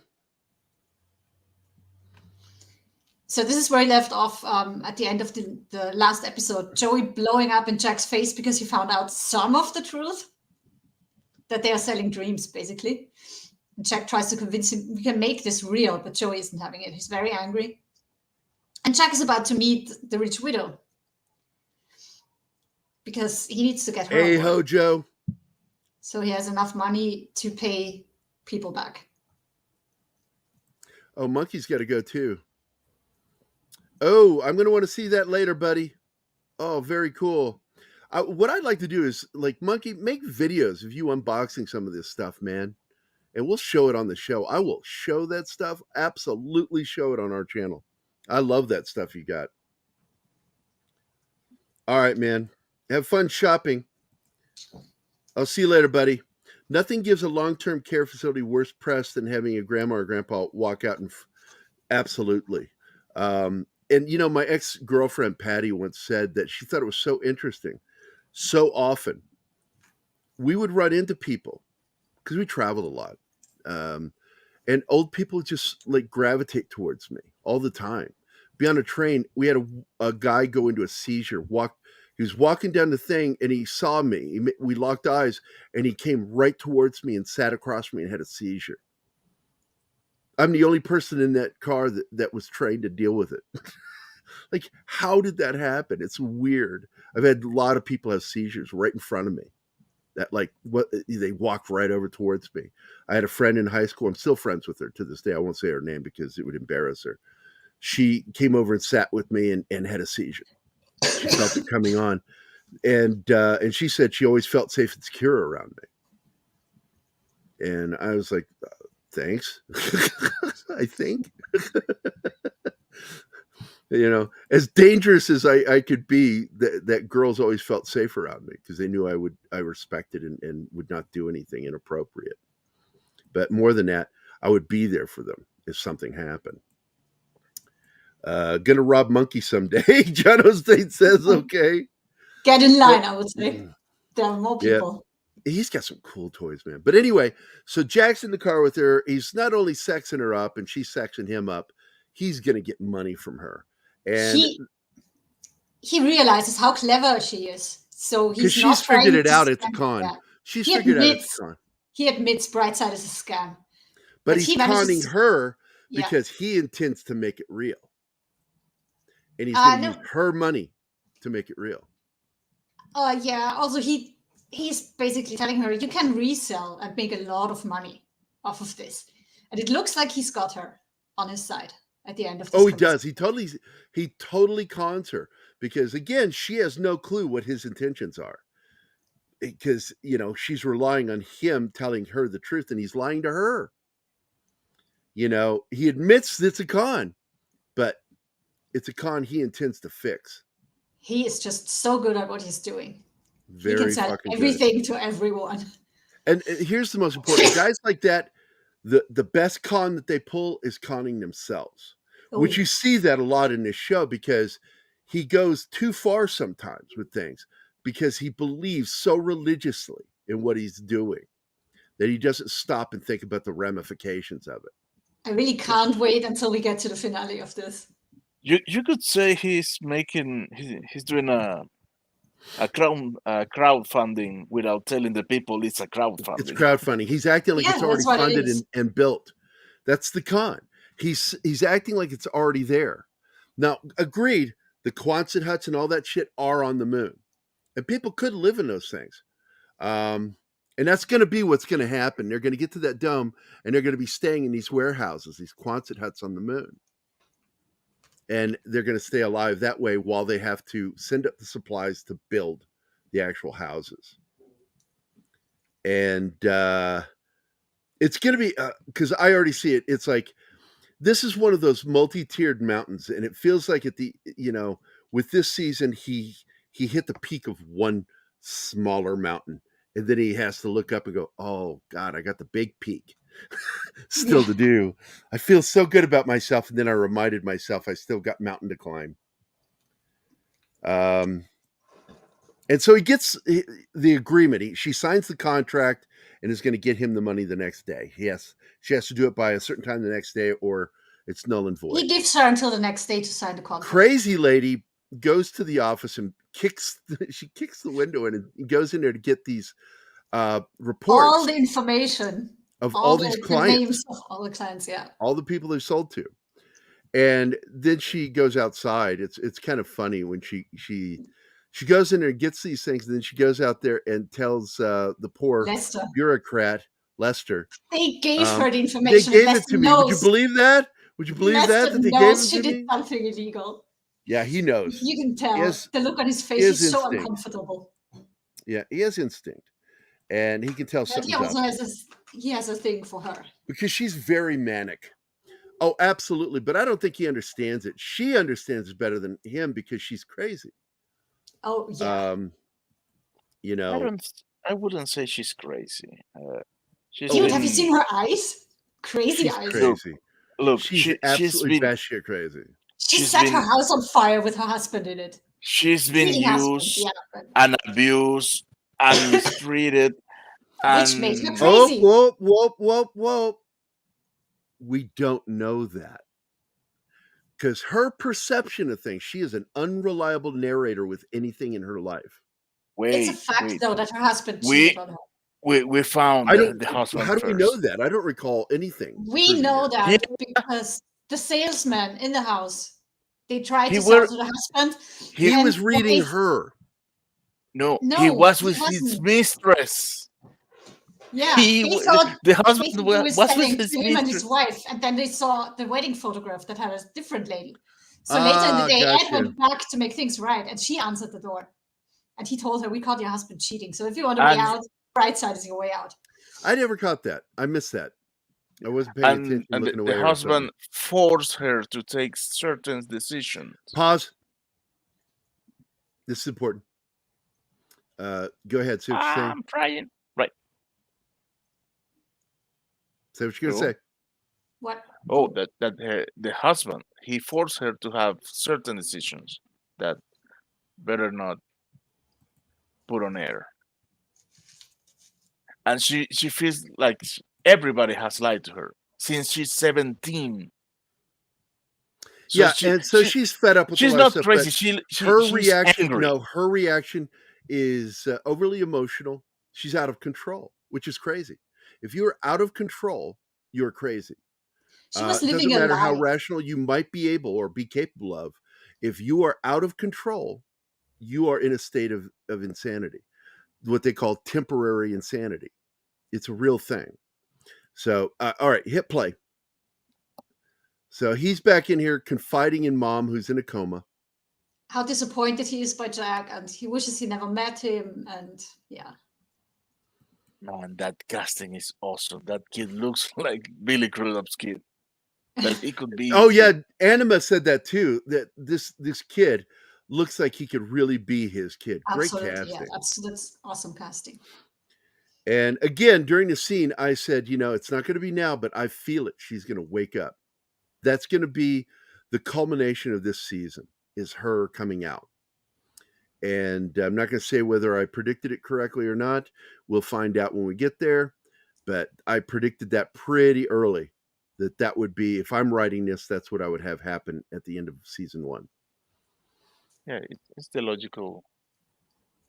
Yeah. Oh, and then he's quitting the job, and the administrator comes in to tell him that he owes last month or 2 months rent or something payments.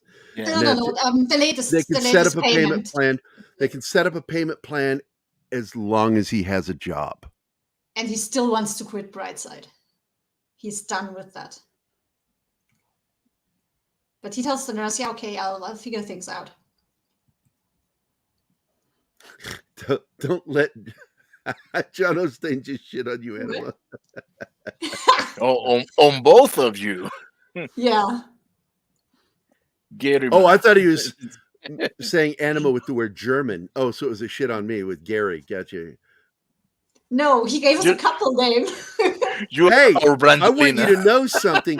I told him to pause the video because I know it takes him a moment to say things. So I'm not bullying him. I'm giving him the freedom to not have to be rushed to say what he needs to say. That's a friend. I can attest to that. So I'm not bullying him. I won't bully Martin. I won't. Oh no, you do. You do not. I don't just really not this bully time. him. I just, I would feel terrible if anybody ever felt I was bullying them. I know my daughter felt I was bullying her, and I said, "It's not bullying, honey. It's my job. I'm your dad. I'd have to make you do things you don't want to do. I'm legally bound to do it." Except for now, with the way the nanny state works, they want to stop parents from parenting. They want the state to do it. Other people, not the parents. Parents have no rights to their kids. So now he confronts his mother, and he's pissed at her because she made Joey come to the out. facility. No, she made Joey come to the facility. And told him. And he gets really angry. He kicks the table. I like that. He didn't tell him anything. The black dude just wanted in. Oh, that's right. Right before she's going to tell him. She was on the verge of telling him. She was on the verge, yeah, but the words were coming out of her mouth. And he saw the marshal. He saw the marshal, yeah, and he found out that Jenkins is a turtle, and he confronted Jack about that. And none of this would have happened if his mom hadn't made Joey come to the facility. That's why he is so mad at her. There you go, Anima. There you go.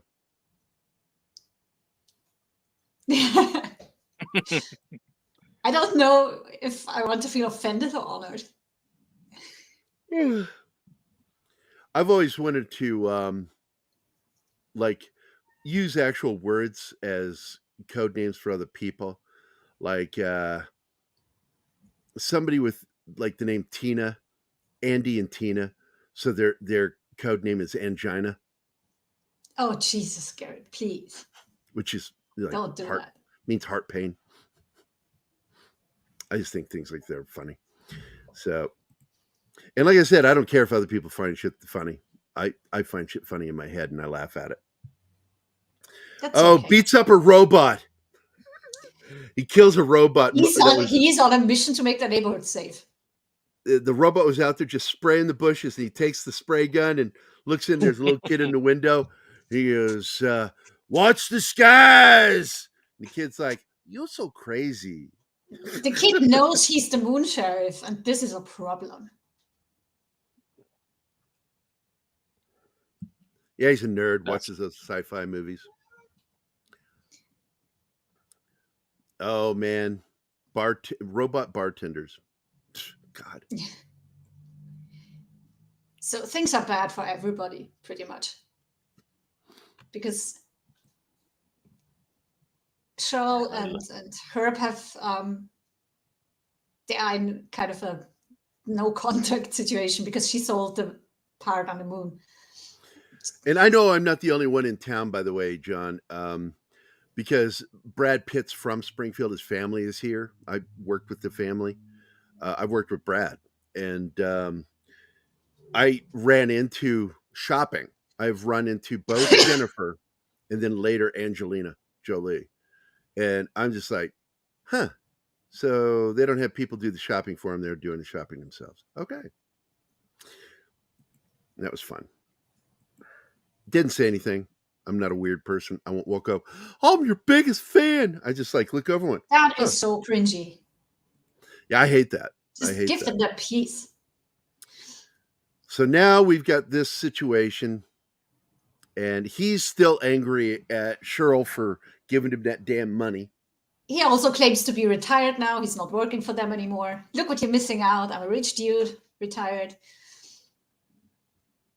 Her head is on solving the Brightside problem. Because she's just found out still that not fully aware. Pregnant. She's becoming aware of some things, but he's still lying to her. And she's coming to a point, and it's going to be between now and the next episode, when she begins to really see what's going on. Well, she sees the moon sheriff at the end of this episode. Yeah. And that's another piece of the puzzle falling into place. Oh, that's a lie too. And he comes there, he wants to get his last paycheck. And to quit the job. Yep. And she goes, Jack loves you. And I can't remember what he says, but it's something to the effect of he's got a funny way of showing it. Something like that, yeah. He's done with Brightside. He just needs the money so he can pay off the hospital and then try to fix his job situation. So he can get on that plan. And Charlie makes him shut up about Brightside. Don't talk to anyone about this. It's fine if you quit, but don't talk about it until we can work things out. She doesn't know how much he knows, though, at this point.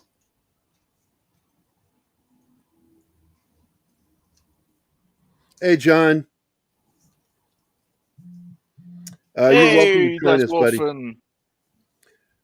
We still got 12 minutes. You can still join. 15 minutes. Oh, I love the production of the show, man. I do too. So it is beautiful. Such a fun show. But how much time we got left in the video?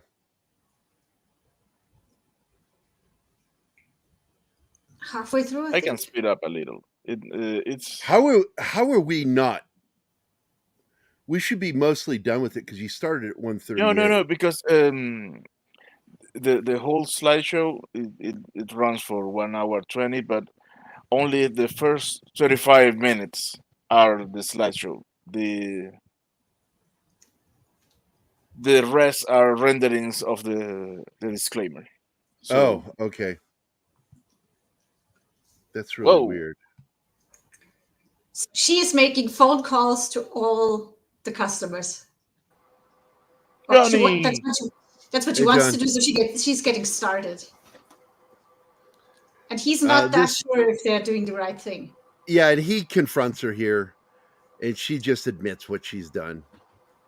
But she's also saying you get to bend a couple of rules if you're doing the right thing. And he falls for her. She has him wrapped around her little finger. No. Well, his feelings for her were confirmed the minute he pulled those papers out of the shredder. Yeah, exactly. Yep. As I say, he's been in love. I guess has feelings for her for a very long time. Oh yeah. He was enamored with her the minute he met her. Love at first sight, man. Yeah. It's always the crazy ones.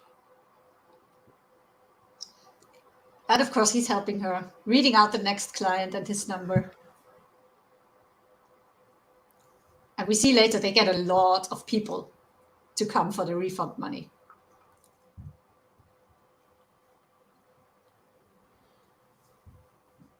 Did you pause it?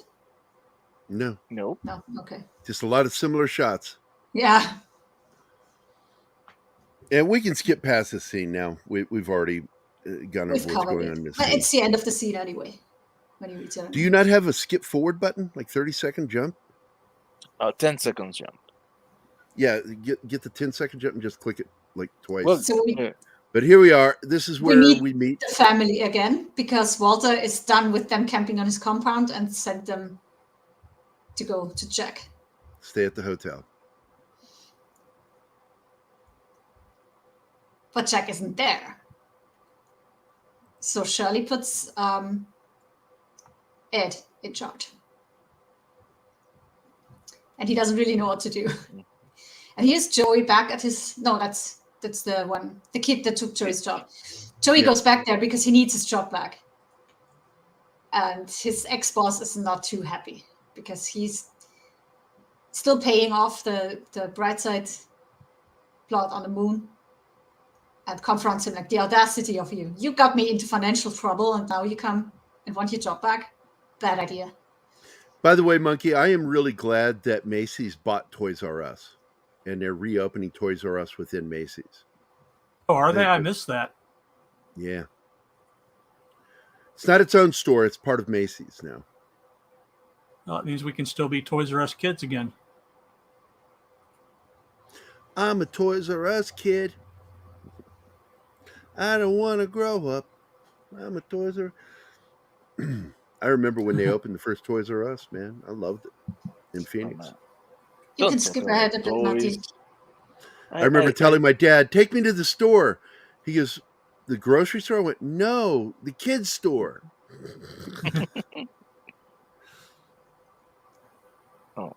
I love the hovering old cars. I just love that. They are beautiful. Yep. So Jack knows that Buck, the moon sheriff, is on the loose and he needs to go get him. And Charlie is still confronting him about Brightside and what are you going to do? He still is very, very sure they can make it come true. Especially with the money of the rich widow.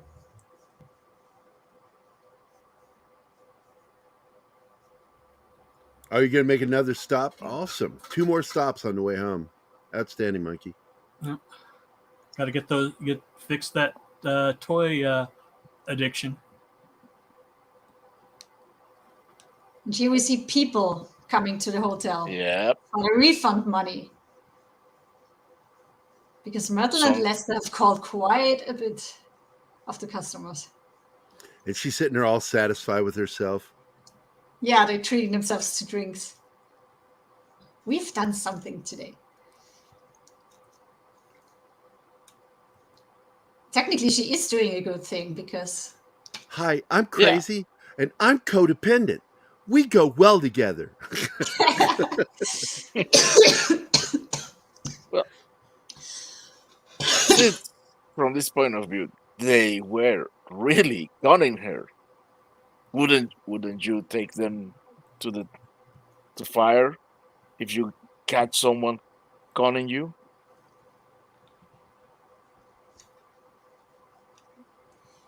Oh yeah. Also, it's on the news that a guy is running around Yeah. beating up robots, and that a kid claims it is the moon sheriff. That made the news. So that's also what's getting people nervous.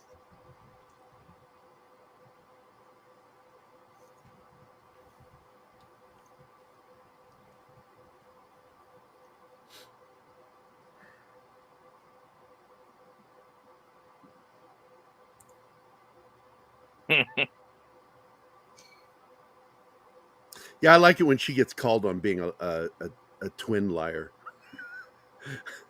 What? She gets If called you out for lying about the twins.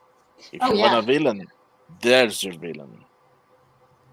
She is really kind of a villain because she's a shit stirrer and a She's liar. manipulative. She caused all the problems with Joey. She's the one who Yeah. started it. Because she wasn't having it that Joey got promoted before her husband. Oh, this is where he finds out that it's all been paid. Yeah, he wants to pay, and she says, no, it's all been settled. Mr. Billings' check has settled it, and he's not happy about that. But there's nothing he can do. Well, I'm going to accelerate this. It's the end anyway. And now, and here's when she's putting him to the test, asking the right questions. And she makes him admit, who's Mr. Jenkins? It's the turtle. Yeah, he's desperately trying to convince her that they can make it all real, but she wants answers now. So they see Buck, and he urges her to start the car because they need to catch her before anyone else identifies it. Because who believes a boy? Kid's a fantasy. But she's not starting the car. She wants answers. And here, he takes charge of the situation with the client. Yeah. Because he doesn't want to disappoint his wife. Because she told all these people he's in charge and he can handle it. He's ready for it. So he steps up, and he's just as good as Jack. Yes, he's a sweet talker. Yep. All righty. Are we at the end? Almost.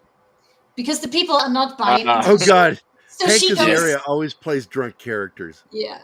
So she tries to get Herb to help him, but he's passed out drunk.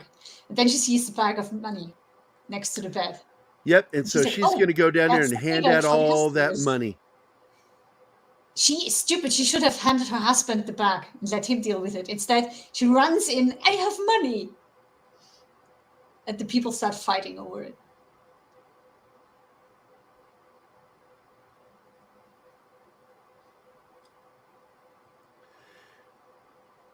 Here's the moment of truth. Yep. Just admit it. Just say it. Just say it. Yeah. And gotta skip ahead again, because that's what she ends up doing. She gets him to confess everything, and then she sees him. Yep, sees her driving down the road, and that's where we end. Yep. And Joey still You got to wait till next week to find out what ramifications will come from this. Yep. Will karma intervene? Such a great show. I love it. It's, it's, in my opinion, it's better that a lot of people don't know that shit, Monkey, because it's better pickings for nerds like you and me when I like to go, because there's certain like McFarlane puts out certain toys. I'm hoping not too many people know. So when I get to the store, I'm not going to be sitting there fighting to find one or begging somebody. Is there more in the back stock? Because there's none on the shelf. I need it back. I remember Toys R Us, man, right here in Springfield. John knows what I'm talking about. I remember it in Austria, but Battlefield.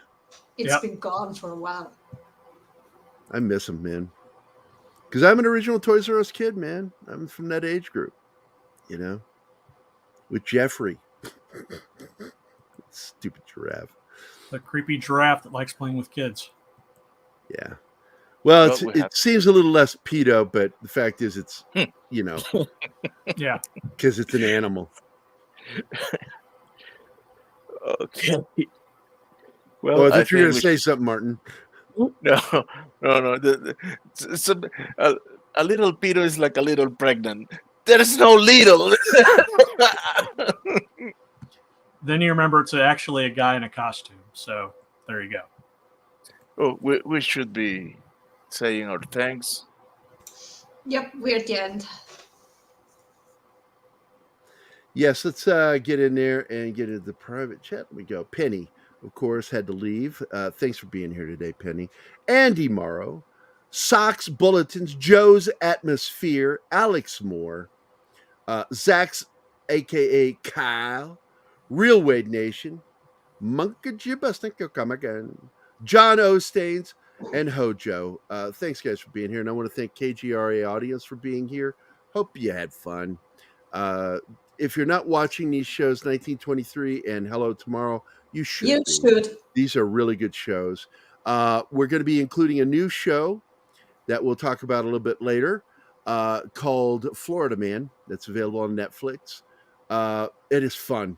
Hot recommendation. Fun. It is so good.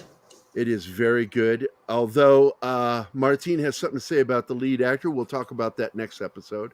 Because it's a long thing that he's going to get into. Because Martin, when he gets political, man, he's like really difficult. I don't want to say Martin's a dick, but when he starts talking politics, man, I feel like just disappearing into the shrubbery. Is it based on the comic? Doing a Homer Simpson? I was hoping so, but no, this is like its own standalone show that I don't think is related to Mike Barron's comic book. We're only 3 episodes in, though. And I've always said that Mike Barron should make Chuck Dixon his Florida Man.